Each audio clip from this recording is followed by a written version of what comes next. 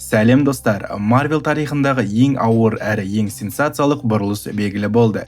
Біздің сүйікті Питер Паркеріміз Өрмекші адам жаңа күн фильмінде көз жұмады.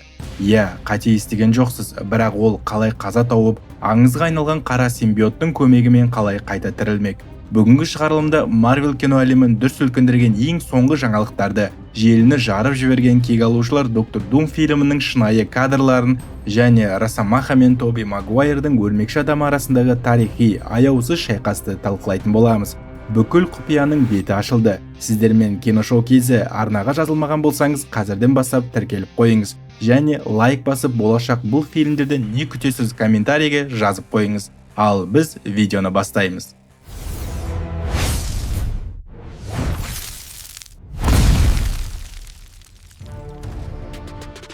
Питер Паркердің жаңа хикаясы біз күткеннен де ыстық әрі қызықты болатын сияқты. Өрмекші адам жаңа күн фильмінде бізді бір емес, бірнеше зұлым күтіп тұрғанын білетінбіз. Жаңа бөлімде Тумстоун, Тарантул, Бумеранг және тіпті жабайы халықтың пайда болатыны хабарланған. Бірақ инсайдерлердің айтуынша бұл тізім мұнымен бітпейді. Белгілі инсайдер Дэниел Рихтманның X әлеуметтік желісінде бөліскен мәліметінше, фильмде біз мүлдем күтпеген ескі танысымыз бой көрсетпек. Ол Шокер. Естеріңізде болса, бұл кейіпкерді, яғни Герман Шульцті біз соңғы рет Өрмекші адам үйге оралу фильмінде көргенбіз. Питер Паркер оны жеңгеннен бері бұл зұлым экрана мүлдем жоғалып кеткен еді. Енді міне араға уақыт салып, актер Боким Вудбайн өз рөліне қайта оралуға дайын сияқты. Өткен жылы берген сұхбатында актер Шокердің тағдыры туралы былай деп жұмбақтаған болатын. Бұл өте жақсы сұрақ, мені де бұл мазалайды, бірақ менің ішкі түйсігім Шокерді соңғы рет көріп тұрған жоқпыз деп айтады. Тіпті ол комикстердегі классикалық сары қоңыр костюмге жақынырақ киім киюді режиссерлермен талқылағанында жасырмады. Тек бір шарты бар, актер өз бетін толық жапқысы келмейді, өйткені бүкіл эмоцияны жүзімен жеткізгісі келеді. Ең қызығы, бұл жобада Шокер өзінің ескі серігі алғашқы фильмде таныстырылған Скорпионмен бірігуі әбден мүмкін. Егер бұл екі зұлым бас қосса, Нью-Йорк көшелерінде үлкен хаос басталады деген сөз. Көптен күткен бұл блокбастердің Қазақстан кинотеатрларындағы премьерасы 2026 жылдың 6 тамызына жоспарланған. Бұл әлемдік релизден бір аптаға кешірек, бірақ біздің көрермендер үшін күтуге әбден тұрарлық жоба. Осыншама зұлымдар бір мезетте бас көтерсе, біздің сүйікті Питер Паркеріміз оларға қарсы қалай төтеп бермек? Әрине, жаңа күш пен жаңа образ керек. Дәл осы тұста бас кейіпкеріміз Том Холланд барлық гиктерді қуантатын өте маңызды инсайтпен бөлісті.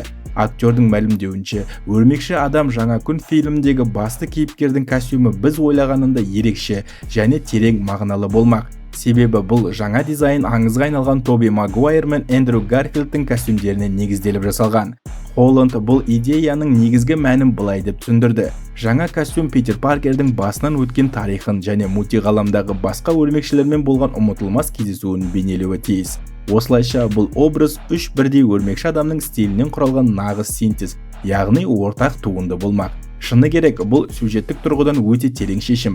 Үйге жол жоқ фильмінің соңында бүкіл әлем Питер Паркерді ұмытып кеткен еді. Ол жалғыз қалды, бірақ Питердің өз жүрегінде басқа әлемнен келген ағаларының бейнесі, олардың берген ақыл кеңестері мен қасиетті аманаттары мәңгіге сақталып қалды. Енді ол сол бағалы естелікті өзінің жаңа костюмі арқылы тірі ұстап, соғыс алаңына алып шықпақ. Жаңа костюм тек әдемілік үшін емес, нағыз қанды шайқастар үшін жасалған. Өрмекші адам төрт фильмнің жаңа ролигі дәлелдеп берді. Желіде пайда болған қысқаша бейнебаян Питер Паркердің бұл жолы нағыз зұлымдар армиясына қарсы тұратынын көрсетті.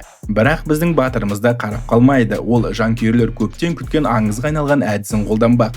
Біріншіден, жаңа роликте Өрмекші адамның комикстер мен ойындардан белгілі Өрмекші торнадосы әдісін қолданғанын көре аламыз. Бұл торды айналдыра лақтыру арқылы айналасындағы жаулардың күлін көкке ұшыратын ерекше трюк.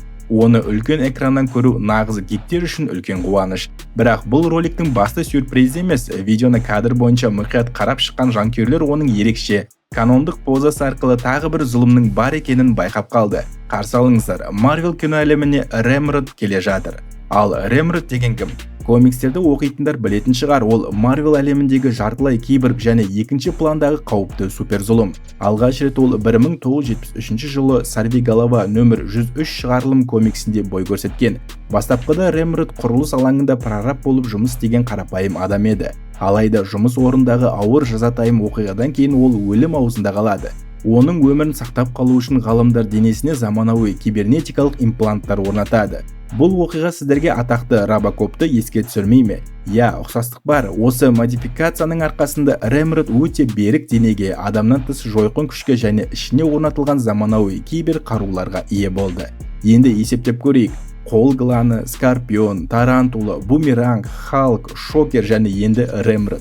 Питер Паркер бұл жолы Нью-Йорктың ең қауіпті қылмыскерлерімен жалғыз өзі қалай соғыспақ. Оған бұл шайқаста кім көмекке келеді деп ойлайсыздар? Комментарийге жазып кетіңіздер, бірге талдап көрейік.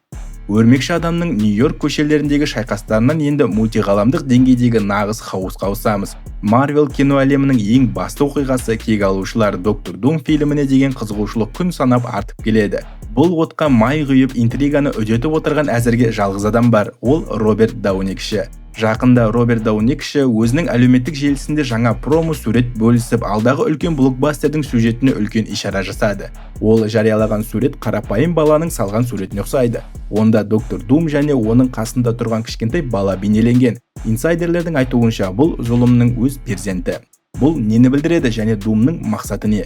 Қазіргі таңда тараған ең басты қауесеттерге сенсек, фильмде Доктор Думның негізгі қозғаушы күші шексіз кек ашуы болмақ. Желідегі ақпараттар бойынша бұл зұлым өзінің әйелі мен баласының өліміне тікелей кек алушыларды, нақтырақ айтсақ Стив Роджерсті кінәлайды. Дәл осы өшпенділік оны басқа ғаламдарды шарлап кек іздеуге мәжбүр етеді. Дауни бөліскен суреттегі әуе жыландарының үстінде кек алушылар мен фантастикалық төрттіктің логотиптерінің сызылып тасталғаны да осы кек алу теориясын ішінара растап тұрғандай. Доктор Думның сиқырлы одақтасы кім болмақ? Комик жанкүйерлері жақсы біледі. Доктор Дум ешқашан ешкіммен одақтаспайтын, өзін өзгелерден әлдеқайда биік қоятын тәкаппар зұлым. Бірақ Марвел кино әлемінде оған көмекші керек сияқты. Инсайдер Дэниел Рихтманның айтуынша, Думның қасында портал ашатын сиқырлы сақинаны меңгерген орынбасары болады. Ал басқа бір танымал инсайдер My Time to Shine Hello'дың мәліметі бәрімізді шошытты. Бұл құпия сиқыршы, біздің ескі танысымыз Доктор Стрэндж болуы әбден мүмкін. Студия бұл ақпаратты фильм шыққанша үлкен құпия ретінде сақтағысы келеді. Неліктен Доктор Стрэндж Доктор Думмен бірігуі мүмкін? Бұл сюжет 2015 жылғы аңызға айналған құпия соғыстар комиксіне негізделген. Онда Стрэндж ғаламдардың жойылуын зерттеп жүріп Доктор Думмен бірігуге мәжбүр болады. Олар мультиғаламның қалдықтарын сақтап қалу үшін шайқас әлемін құрады.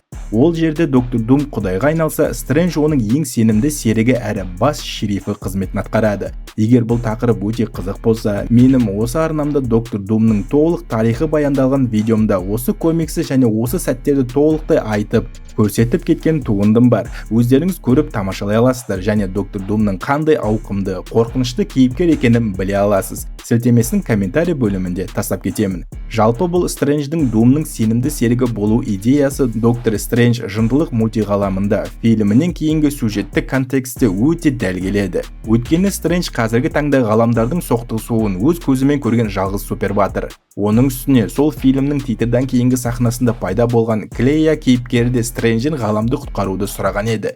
Клея да осы жобада бой көрсетіп Доктор Думның жағына шығуы ғажап емес. Мультиғаламды толықтай жойылып кетуден сақтап қалу үшін Стрэндж өз принциптерінен аттап Думның шерифіне айнала ма, оны уақыт көрсетеді. Доктор Дум мен Доктор Стрэндждің құпия одағы мультиғаламды дүр сілкіндірсе, келесі жаңалық Марвел жанкүйерлерінің ең үлкен армандарын тікелей экранда орындағалы тұр. Бұл ақпарат интернетті жарып жіберді. Өткен жылы кек алушылар Доктор Дум фильмінің түсірілім алаңынан тараған суреттерде мутанттарды аулайтын аңызға айналған алып роботтар, сақшылардың бөлшектері байқалған еді. Сол кезде Доктор Думның бұл алып темірлерді өз мақсатына қолданбақ деген қауесеті тараған болатын. Енді міне, бұл ақпарат желіге тарап кеткен жаңа видео мен сапалы скриншот арқылы толықтай расталды. X әлеуметтік желісінде пайда болған жаңа суретте сақшылардың бірін жақыннан анық көруге болады. Роботтың бет жағы зақымдалғанымен ең басысы жасаушылар өткен болашақтың күндері фильмдегі сәтсіз дизайнды емес, комикстердегі нағыз канонды классикалық стильді сақтап қалған. Инсайдерлер бұл суреттердің жасанды интеллект өнімі емес, нағыз шынайы кадрлар екенін фондық ландшафтты салыстыру арқылы дәлелдеп шықты. Ал ол кадрда не бейнеленген дейсіздер ғой? Дайын болыңыздар. Кадрда Тор, Стив Роджерс, Сэм Уилсон, Шан-Чи, Рид Ричардс және Елена Белова аңызға айналған X адамдарымен иық тіресе соғысып тұр. Мутанттардың ішінен түнгі жорғалаушы, Мистик, Циклоп, Гамбит және Зверді көруге болады. Бұл алып команда Доктор Дум бағындырып алған сақшылар армиясына қарсы аяусыз шайқас жүргізіп жатыр. Ағайынды руссолар нағыз комикс фанаттарының арманын үлкен экранда жүзеге асыруда. Осы уақытқа дейін желіде тараған бұл кадрларға Marvel студиясының өзі ресми түрде жауап берді. Дәлірек айтсақ, олар ұзақ уақытқа созылған үнсіздікті бұзып, кек алушылар Доктор Дум фильмінің тарап кеткен материалдарымен белсенді түрде күресуді бастады.